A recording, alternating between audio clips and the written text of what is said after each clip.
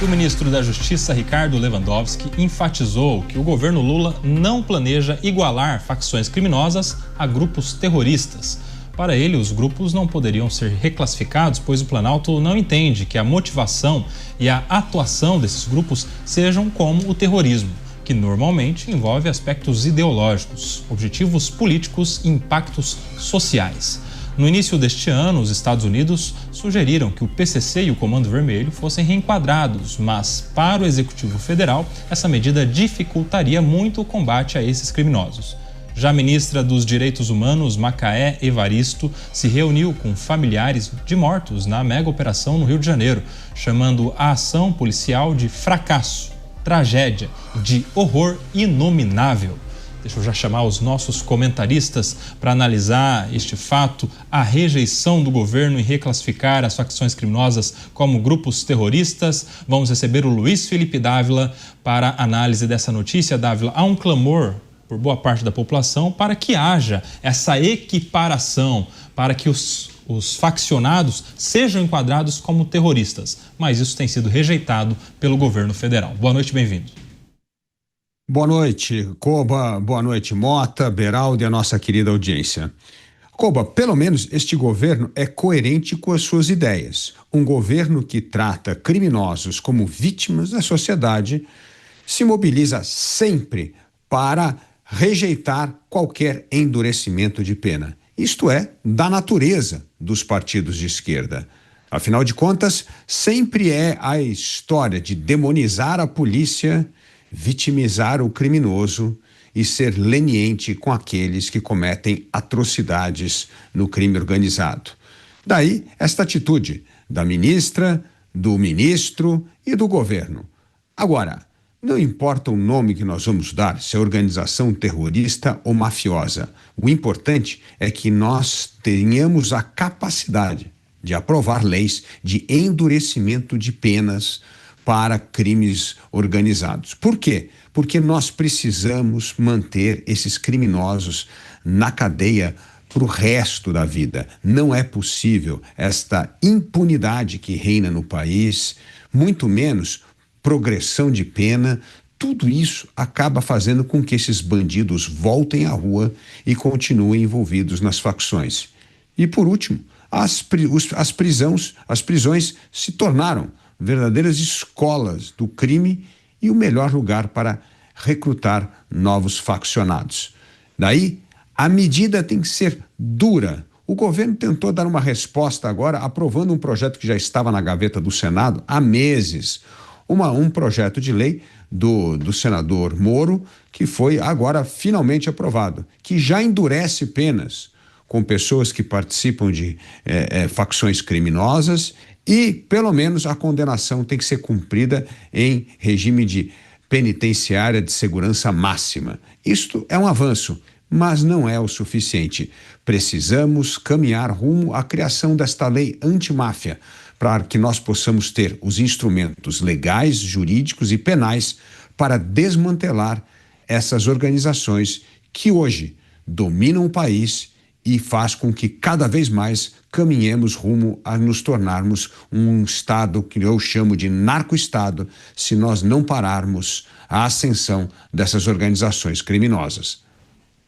Deixa eu já receber o Cristiano Beraldo, também chegando agora em Os Pingos nos Is, para analisar essa resistência do governo em equiparar facções criminosas a grupos terroristas. Por quê, Cristiano Beraldo? Boa noite, bem-vindo. Essa é a pergunta que não quer calar, Kobayashi. Boa noite a você, ao Dávila, ao Mota, boa noite à audiência que prestigia diariamente Os Pingos nos Is. Koba, não há resposta para essa pergunta, porque, na verdade há, né? Mas a resposta ela é muito inconveniente. Essas pessoas que defendem a ação desses grupos terroristas, essas facções criminosas que tocam o terror no Brasil, elas são defendidas por pessoas que têm interesses muito mesquinhos.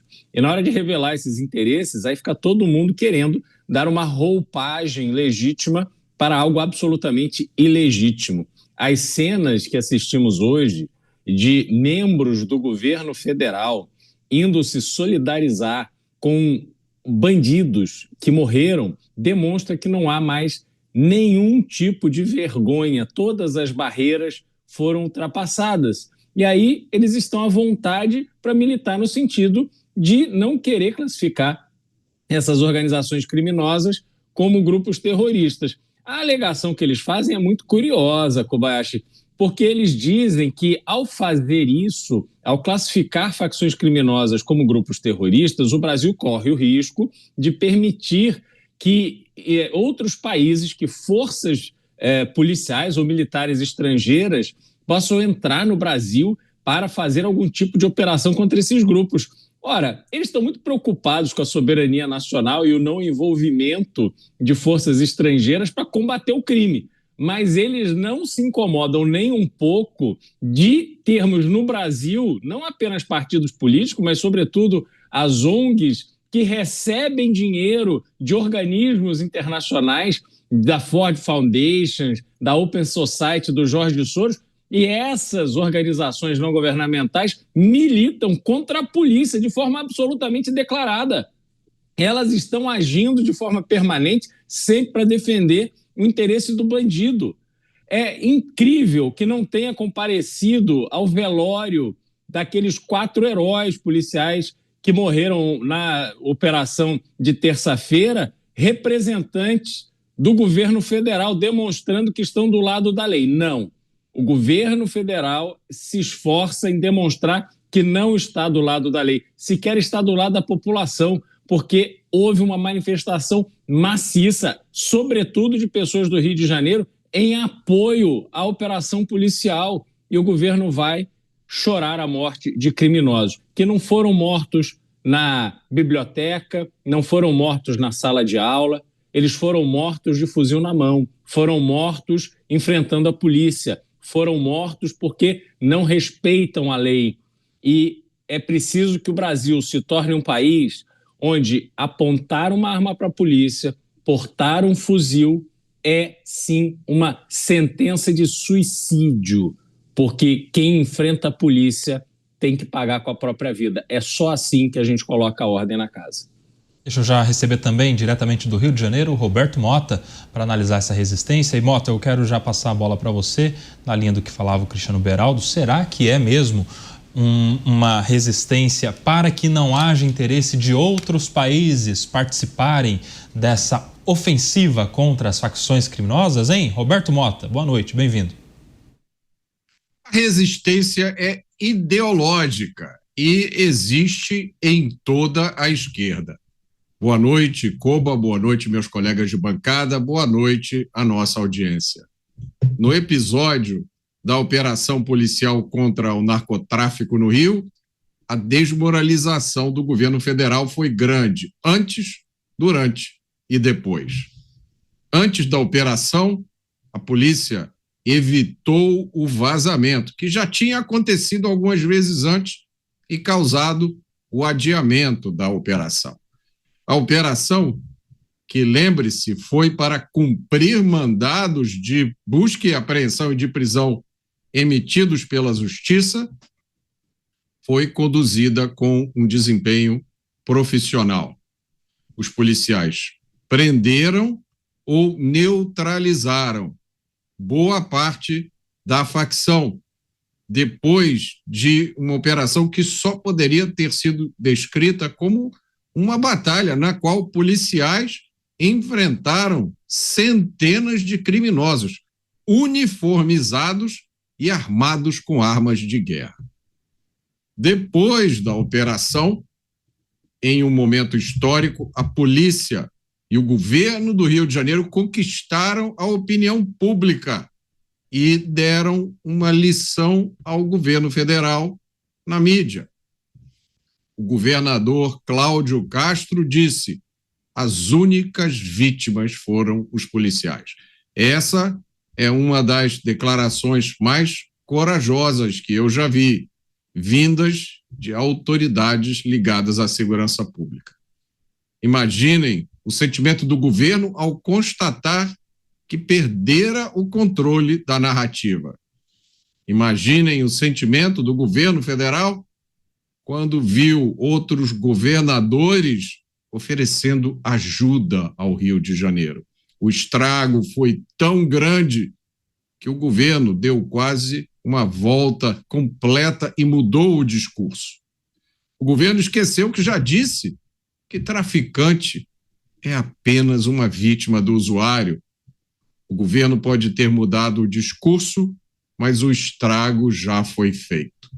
Imaginem o que vai acontecer agora se resolverem cassar o mandato do governador Cláudio Castro.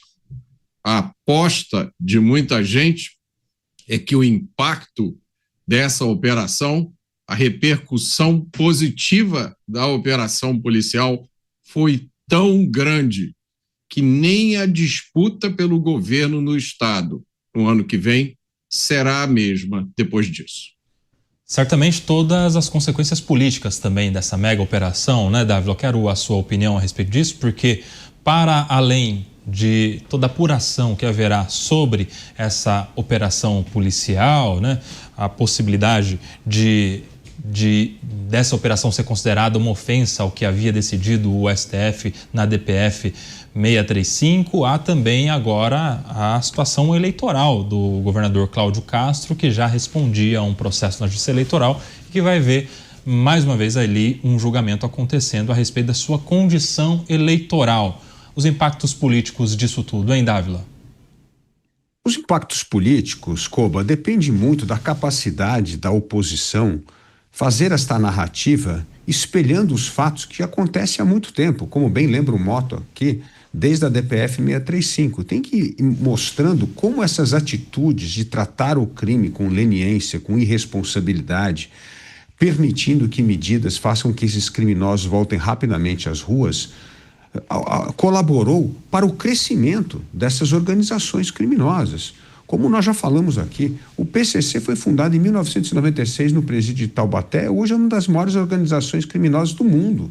Então é preciso entender esta falta de coragem de enfrentar o crime organizado, como isso foi, na verdade, uma espécie de incentivo para o crescimento do crime organizado no Brasil. Então, se nós não entendemos as causas, o Mota sempre gosta de lembrar das ideias, então tem que mudar as ideias e compreender as causas para poder enfrentar o problema.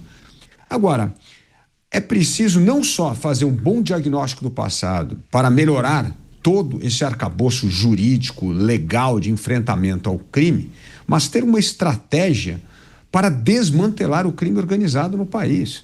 Porque se nós tivermos uma atitude dessa, como ocorreu no Rio de Janeiro, e nós não tivermos um plano concreto para retomar território que vem sendo controlado há um tempão pelo crime organizado, nós não vamos sair dessa sinuca de bico. Porque se amanhã o Comando Vermelho volta a tomar conta do lado do Morro da Penha, o que acontece? Mostra o fracasso da operação, apesar do sucesso de ter acabado com vários criminosos. Mas sucesso, neste caso, significa ocupação de território de maneira permanente, para que as pessoas que moram lá possam entender que há um Estado, a lei do Brasil e não a lei do crime, né? A justiça do Brasil, ao serviço público de qualidade. Então, é preciso entender os efeitos desta péssima atitude dos governos passados em relação ao combate ao crime organizado, o que nós precisamos fazer para atacar o problema e, principalmente, que soluções terão de ser adotadas para desmantelar o crime e recuperar territórios ocupados pelo crime organizado há tanto tempo. Ô Cristiano Beraldo, e a gente vê também aí, também nessa linha da política, enfim, a participação da ministra dos Direitos Humanos, a Macaé Evaristo, que classifica com termos fortes a operação policial. Ela chama tudo isso de uma tragédia, de um fracasso, e diz que tudo isso foi um horror inominável. Ela que foi designada pelo presidente para acompanhar as famílias daqueles que foram mortos nessa operação. Olha, Kobayashi, ela poderia ter razão. A operação foi uma tragédia, porque ela revelou uma presença estrutural de crime organizado que vai tomando conta do Rio de Janeiro de uma forma cada vez mais impressionante. Quando nós temos jovens que, ao invés de ficarem na escola, se prepararem, buscarem um trabalho decente, levarem uma vida baseada no caráter, em valores da família, que sejam tementes a Deus. Isso é uma tragédia. Quando você vê esses jovens no meio da mata com fuzil na mão, a tal da japonesinha que tomou um tiro de fuzil na cara, que não estava ali para pobre coitada, não sabia o que estava fazendo, não, ela estava ali conhecida por andar armada na linha de frente da defesa do tráfico de drogas, dos traficantes, dessa organização criminosa que destruiu o Rio de Janeiro. Portanto, aquelas pessoas que foram eliminadas pela polícia são bandidos. Os mais de 100 fuzis que foram apreendidos, todas as drogas que foram apreendidas demonstram a falência absoluta do governo federal em impedir que esses armamentos e essa droga entre pelas fronteiras brasileiras. Então, nós estamos, sim, diante de uma tragédia, só que esta tragédia só se repara, só se combate, só se transforma a partir do enfrentamento direto e duríssimo ao crime organizado. De novo, eu repito, disse ontem aqui, é uma pena que essa operação de terça-feira não tenha acontecido de novo na quarta, não tenha acontecido hoje, quinta-feira, e não continue acontecendo semana que vem. Porque é só a partir deste enfrentamento duro e brutal é que outros jovens perceberão que o caminho do crime deixou de ser uma opção no Rio de Janeiro. Os pais, as mães e os pais, muitas vezes, quase sempre ausentes, perceberão que, se não derem o mínimo de orientação aos seus filhos, perderão seus filhos da mesma forma. Ninguém quer essa cena de uma mãe chorando vendo seu filho morto a tiros. É claro que é uma cena triste. Agora, esta é uma cena produzida a partir das escolhas feitas por esses jovens. E se esses jovens estão preferindo seguir pelo caminho do crime, obviamente houve algum problema sério nesse lar. Porque um lar onde se criam cidadãos, seres humanos, não se permite que a escolha para o crime seja a escolha feita pelos seus filhos. Ô Mota, eu quero a sua opinião sobre isso, porque essa parece uma instituição também constantemente atacada, né? Que é a instituição da família, como formadora de novos cidadãos, da nova geração. Enfim, como é que a família, junto com o Estado, através da educação e enfim, outras frentes, poderiam mudar o cenário para as próximas décadas? Porque é muito difícil que algo seja feito para resolver de ontem para hoje a situação no Rio de Janeiro, né? Eu gostaria da sua opinião a respeito disso também, como é que a gente muda a próxima geração? A família é o núcleo da sociedade, né, Coco? A família é que move o progresso.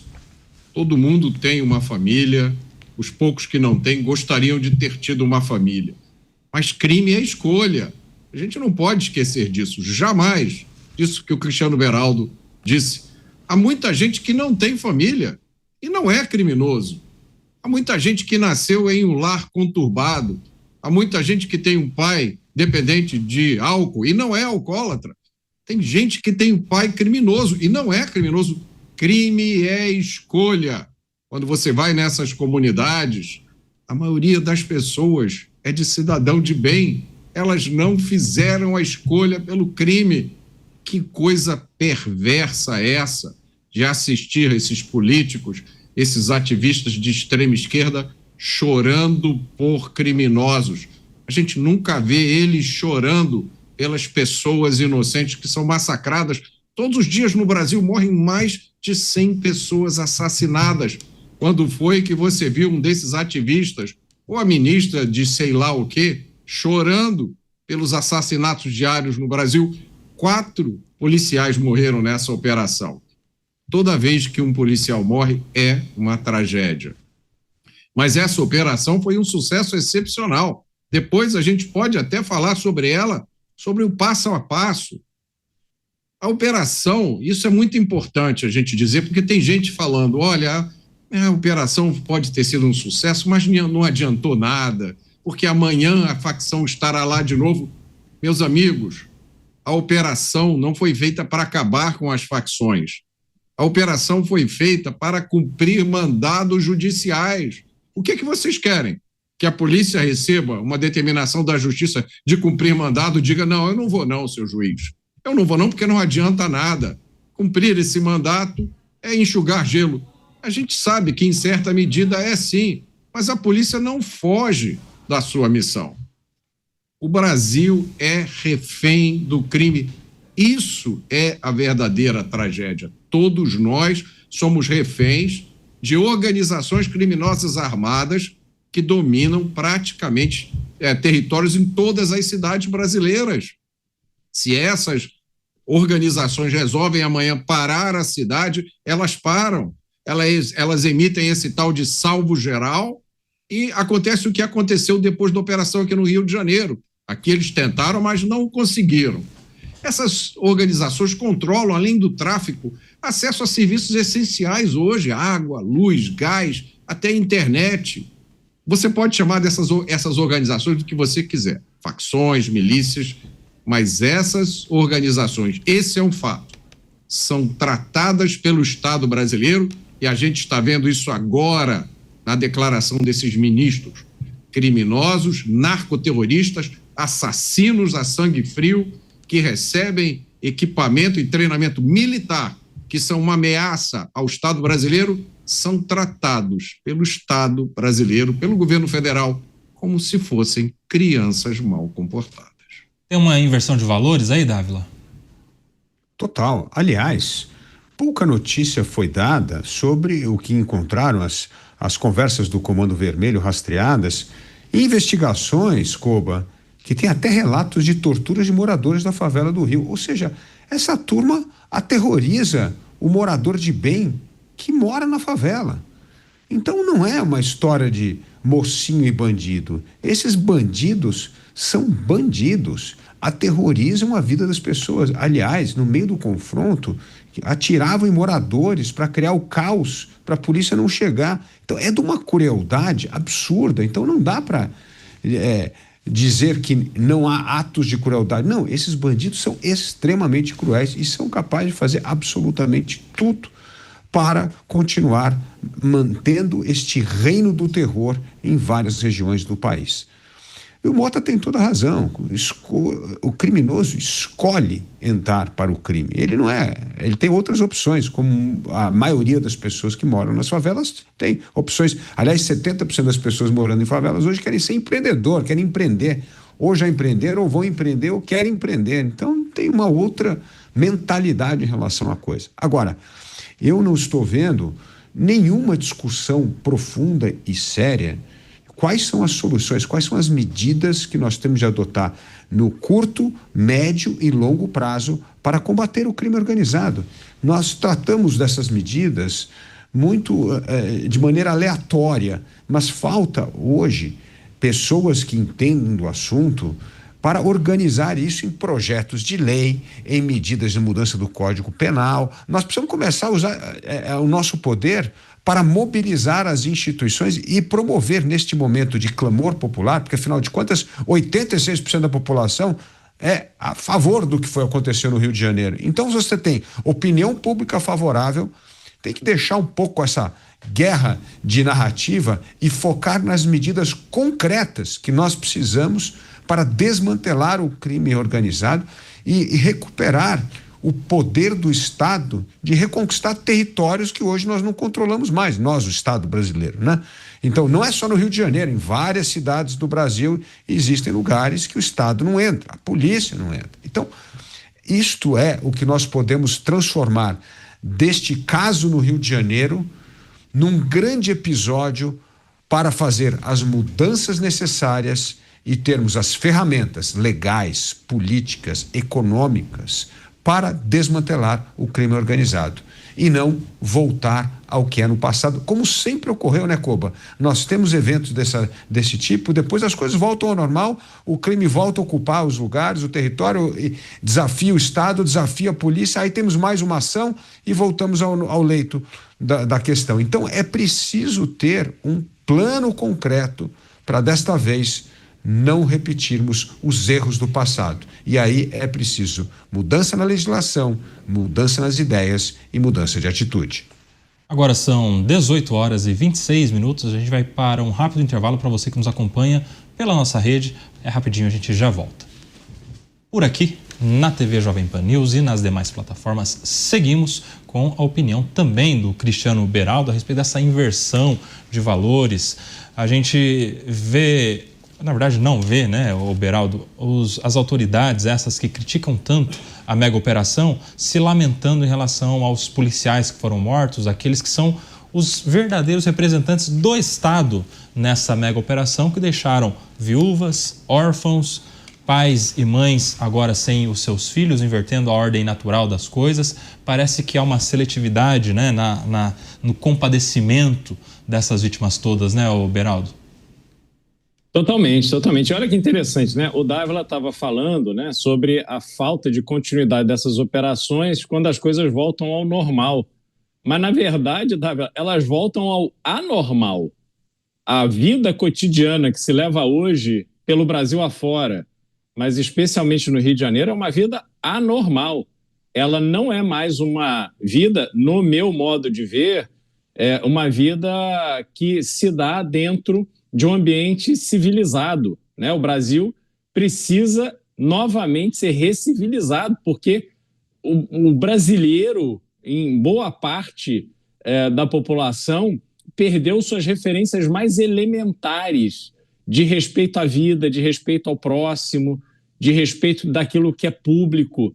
Então, o Brasil hoje, por uma série de fatores, foi convivendo com esse ambiente em que o pequeno golpe é aceito, você não parar no semáforo vermelho é aceito, você dá um dinheirinho aí para ter alguma facilidade, alguma coisa é aceito, você tapear aqui e ali, e aí você vai fazer uma obra, você é pedreiro, você faz uma obra, mas sobrou areia aqui, vou levar lá para minha casa que eu vou fazer obra lá também. Aí você está no escritório, bacana, com ar-condicionado, puxa, meu filho tem que imprimir aqui o trabalho para a escola dele, mas a impressora da empresa é melhor, né? Aí eu vou imprimir aqui na impressora da empresa mesmo. Aí você está com o carro da empresa para você trabalhar, aí no final de semana vai para a praia, carro da empresa, tá aqui, é para mim, né? Aí você pega o celular da empresa para você trabalhar, mas você fica ali jogando, fica na rede social. Então, o brasileiro foi se acostumando com esse tipo de atitude e vai normalizando as coisas. Só que tudo vai escalando, tudo vai ampliando a sua proporção e a bandidagem que está observando todo e qualquer espaço onde ela possa entrar, ela não perde a oportunidade.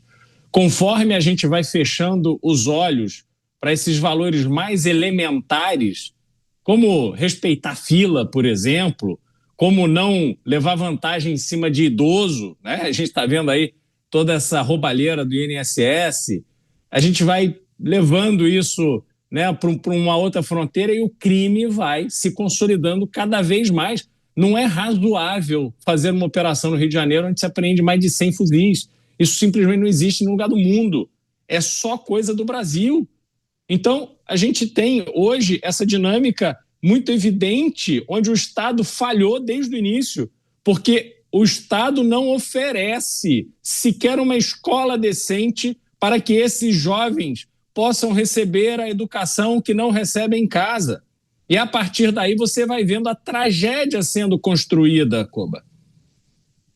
Segue aqui repercutindo essas manifestações de ministros do governo do presidente Lula, manifestação do ministro da Justiça e Segurança Pública, rejeitando a possibilidade de equiparação entre as facções criminosas e o que se chama de terrorismo. Há, inclusive, um receio de que isso possa instigar outros estados a combaterem o terrorismo e, portanto, as facções criminosas em território brasileiro, a exemplo do que os Estados Unidos têm feito com países vizinhos aqui na América Latina.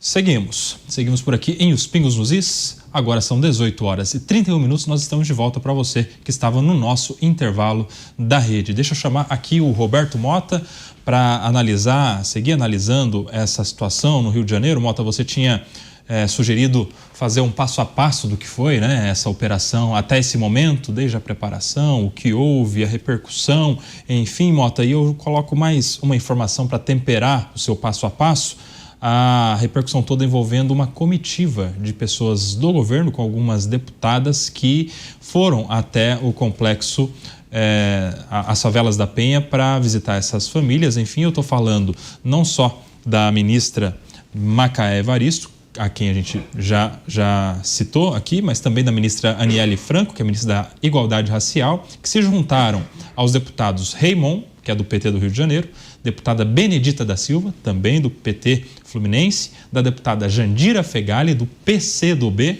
e da deputada Talíria Petroni, que integraram essa comitiva, além de alguns outros políticos também, o deputado do PSOL, pastor Henrique Vieira, Tarcísio Mota e Chico Alencar, todos eles que estiveram na favela da Penha, em uma das áreas onde ocorreu este evento, essa operação da polícia, e muitos parlamentares da oposição têm criticado essa comitiva toda, que aparentemente subiu lá neste local sem nenhum tipo de escolta ou segurança mais reforçada. Roberto Mota. Imagina, né, Koba, entrar numa área que é reconhecida como extremamente perigosa e entrar num momento como esse, depois de um conflito dessa magnitude, e entrar com tranquilidade, levando a bandeira errada. Eu vejo que muita gente que não acompanha as discussões sobre segurança pública fica um pouco confusa do porquê dessa escolha. É uma escolha bastante clara, né? Quando você olha, por exemplo, essa comitiva que está indo lá prestar solidariedade, não à polícia, não ao governo do estado do Rio de Janeiro, as pessoas, é fácil reparar, não tem nenhum deputado que não seja de extrema esquerda. Eu acho que é justo a gente dizer isso. Por quê? Porque essa preferência da esquerda pelo outro lado da lei? Porque num conflito entre polícia e criminosos, a primeira opção da esquerda é sempre ficar contra a polícia. Primeira e última, porque eu desafio alguém a procurar qualquer manifestação dos políticos de esquerda brasileiros em defesa de policiais. A resposta é muito simples. Ela pode ser um pouco difícil de acreditar, e eu sei, mas ela é muito simples. O que aconteceu no Brasil foi o domínio do sistema de justiça criminal por uma doutrina chamada de criminologia crítica. A maioria das pessoas nunca ouviu falar isso, nunca ouviu falar dessa doutrina, mas todo mundo sente as consequências dessa doutrina. A criminologia crítica é a razão pela qual os criminosos são presos e soltos, presos e soltos. É seguro que a maioria dos criminosos presos nessa operação pela Polícia do Rio de Janeiro já foram presos inúmeras vezes. Vários deles são reconhecidamente membros, líderes, chefes de facções. Por que esses criminosos não estão fora de circulação pelo resto da vida? Por causa da criminologia crítica, que é a aplicação da teoria marxista ao direito penal. Essa doutrina diz o seguinte: essa história de sistema de justiça criminal, polícia, Ministério Público, Judiciário, isso é um mecanismo criado para oprimir os pobres. E o crime, isso que a gente vê todos os dias, que a gente sente todos os dias, é nada mais do que uma reação justa dos pobres contra o sistema capitalista.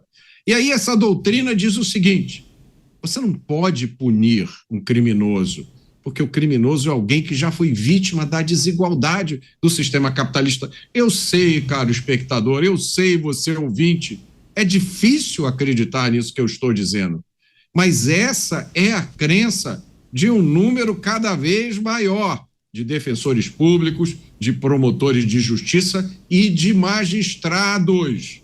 Basta dar uma olhada nas decisões judiciais tomadas no Brasil. Marcelo Rocha Monteiro, procurador de justiça, que esteve aqui anteontem, contou o caso de um sujeito que já foi preso aqui no Rio de Janeiro 86 vezes.